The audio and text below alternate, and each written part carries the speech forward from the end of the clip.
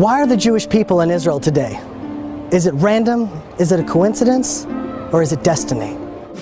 What's happening in Israel today is the culmination of Jewish history. For almost 4,000 years, the Jewish people have been living on faith. Faith in prophecies given thousands of years ago. Promises that seem irrational, promises that seem almost impossible. Every prophecy dependent on the next. If one isn't true, none of them are true. Every single one of them is coming to pass in our lifetime. Every single one of them.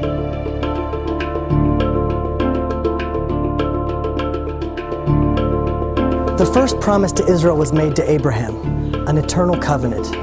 And I shall establish a covenant between me and you, and between your offspring after you throughout their generations, as an everlasting covenant. The Jewish people are the only ancient people alive today. The Assyrians, the Babylonians, the Jebusites, the Canaanites, all of them are gone. Well, no nation has survived such scattering and then remained a nation. They became assimilated, and eventually any trace of the original is gone. We, an eternal people, stand alive today. We also know that if the Jewish people don't live a godly life in the land of Israel, we're promised to be scattered to four corners of the earth. Which is, guaranteed to cause an extinction of any people. Scatter people around the world, they're going to be gone. The last thing you would want to do to an eternal people is to scatter them across the world with no common culture, no common language, no internet, no forms of communication. How will the Jewish people stay Jewish? How will we stay eternal if we're scattered across the world? And yet, that's exactly what happened. We remain the people, not only just a faith or religion, but a family. God will scatter you among the peoples, and you will be left few in number. The most recent census numbers the Chinese people at 1.3 billion, plus or minus 12 million. 12 million, that's the entire number of all of the Jewish people worldwide. We're a statistical error when just counting the people in China. That's how small we are. The fact that we're scattered and small, and we've been subject to the greatest hatred in human history. The Torah tells us the atrocities and the curses that would come upon the Jewish people throughout the exile. And you I will scatter among the nations. I will unsheathe the sword after you.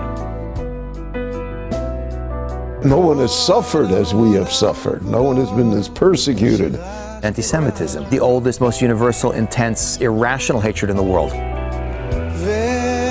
If it was pogroms, crusades, the Inquisition, Muslim oppression, nation after nation, religion after religion. And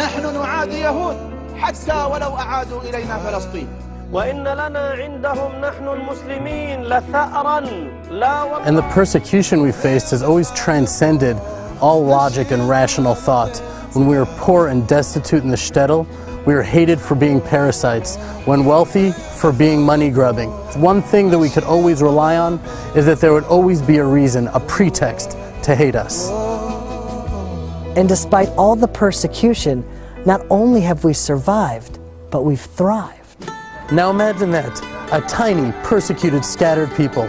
Out of all nations, how are they supposed to shift global consciousness? The same nation that everyone's going to hate is going to be scattered around the world and shouldn't even be here is told we're going to be a light to nations? Those two things don't go together. We shouldn't even be here, much less impact the world. Here is a people that small in number, that has influenced the world in unbelievable fashion. All the science and all the wonderful things that they contribute to the rest of the world. Wherever they find themselves in any country, they become the lifeblood of that country. They're an extraordinary energy. And you can literally see a direct correlation between countries that have Jews in them and how they treat the Jews and how those countries do in terms of their political development, their scientific development, their technological development. The Torah tells us that if the Jews don't do their charge, so they will be sent out of the land, and while they're away, the land will become desolate. Well, the land in the late 1800s was barren, full of rocks. We couldn't produce anything here. Mark Twain came here in 1850. He talks about all these places that he tried to pay respects to. He was saddened by the fact that it was a desolation. Nothing grew here. The land would lay desolate, and your foes who dwell upon it will be desolate. Now, to understand the impossibility of that promise, you have to understand the geographic map of biblical Israel. All the ancient pathways cross through Israel. Every empire throughout the last 2,000 years tried to settle the land of Israel. Babylonia, the Persians, the Medes, the Greeks, the Romans, the Ottomans, the British, all of these empires with all of their wealth and all of their resources tried, and all of them failed. So you think land is land. Either it will be fertile or desolate. Either it will bear fruit or not. But the land of Israel plays by an entirely different set of rules. Then we're told that when the Jews return to the land of Israel, the land will start to flourish again. It'll blossom. Just as the people have been revived, the land has been revived. The land of Israel responds to the people of Israel. The land didn't change, it returned to itself. The blood rushed to its cheeks and the color returned to its eyes. The fruit had a vibrance of color like it hadn't in thousands of years.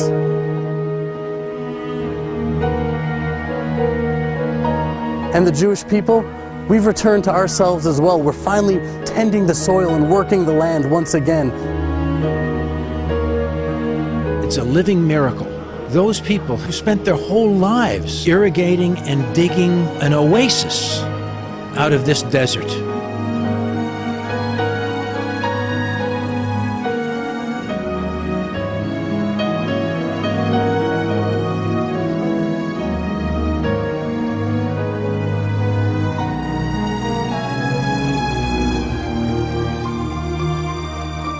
The ingathering of the exiles, it's the most prophesied event in the Bible. It's mentioned over 40 times. Unprecedented in history. Never before has a nation been scattered across the world and then ingathered to its ancient homeland. And yet every single prophet mentions this miraculous feat that will happen. Behold, I will bring them from the land of the north and gather them from the ends of the earth. Among them will be the blind and the lame, the pregnant and the birthing together. A great congregation will return here.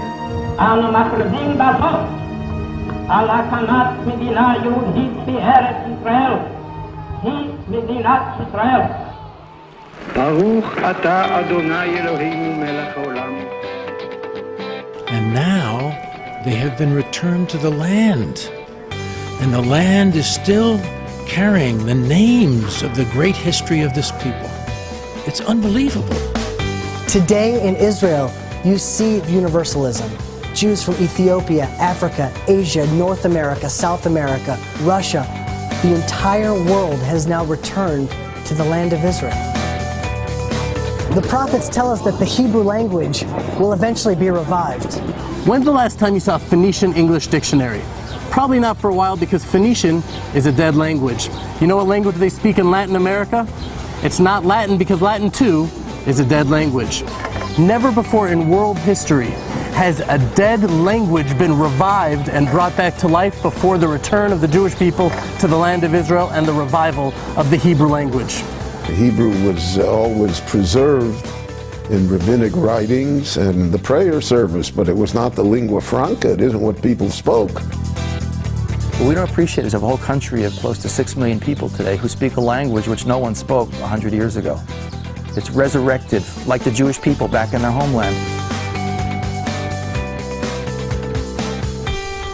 Now, after the most inspiring comeback story in world history, after building the most moral and innovative democracy in the entire Middle East, you'd think that Israel would be supported and held up as an example.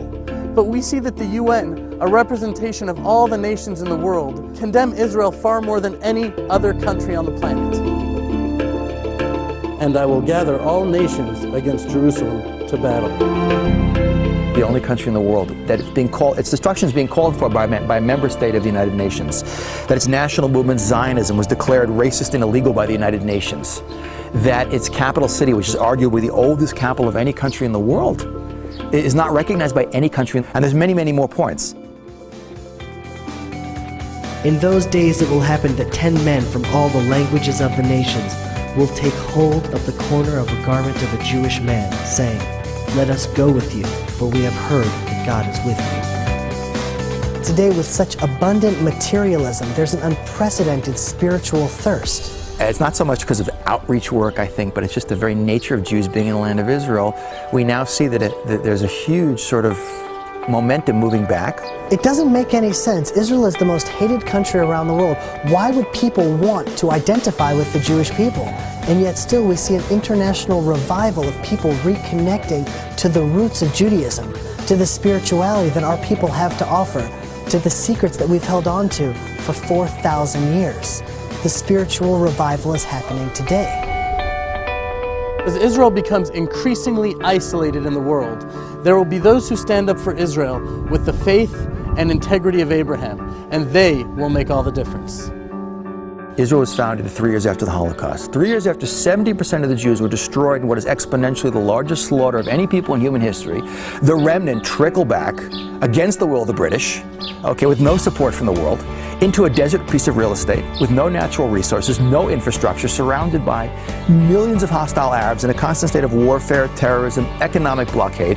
And think about it, within a few years, the desert is exporting fruits and vegetables to the rest of the world. That Israel is the only country in the world that has more trees at the end of the 20th century than the beginning. In terms of high-tech per capita, the most in the world is in Israel, done in less than 40 years, with no natural resources, constant war, terrorism, economic blockade. It's unbelievable, but people just don't see it because we've gotten used to it. It's Jewish history. It's all supernatural. We were given these visions and promises thousands of years ago for our time and for our generation. Every single promise has come to pass, and the challenges we face today are part of a greater plan. Biblical destiny, human destiny, is unfolding today in Israel. A worldwide movement is growing stronger every day, and it is your opportunity to join the greatest revolution in human history, Israel.